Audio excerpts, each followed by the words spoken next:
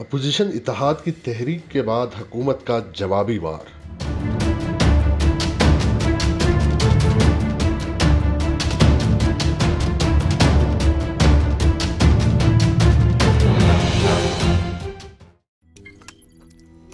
روزنامہ قدرت کی ویڈیو دیکھنے کے لیے ابھی یوٹیوب چینل پر سبسکرائب کریں اور بیل آئیکن پر بھی کلک کریں۔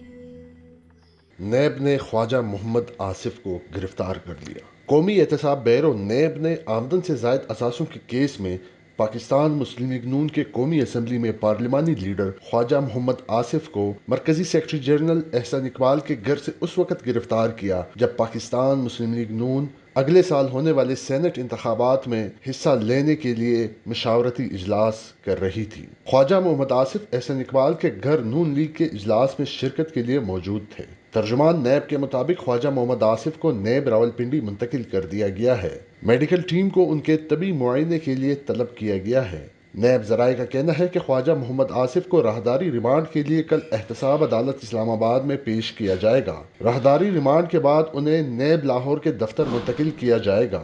ترجمان نیب کے مطابق خواجہ محمد آصف 26 کروڑ مالیت کے اثاثوں کا تسلی بخش جواب نہ دے سکے۔ آمدن سے زائد اثاثہ جات کیس میں ان کی گرفتاری عمل میں لائی گئی ہے۔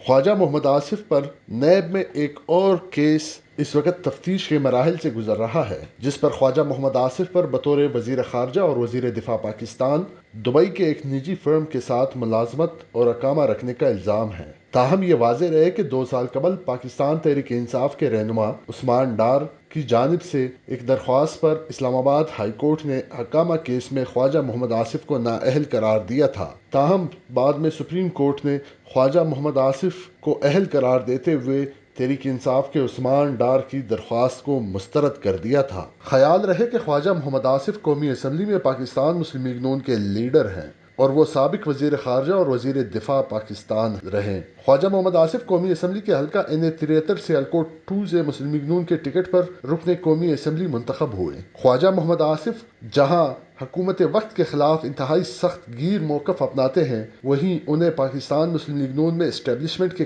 قریبی سمجھے جانے والے رہنماؤں میں شمار کیا جاتا ہے۔ خواجہ محمد آصف کو شہباز شریف کی گرفتاری کے بعد مسلم لیگ نون نے قومی اسمبلی میں اپنا پارلیمانی قائد منتخب کیا تھا۔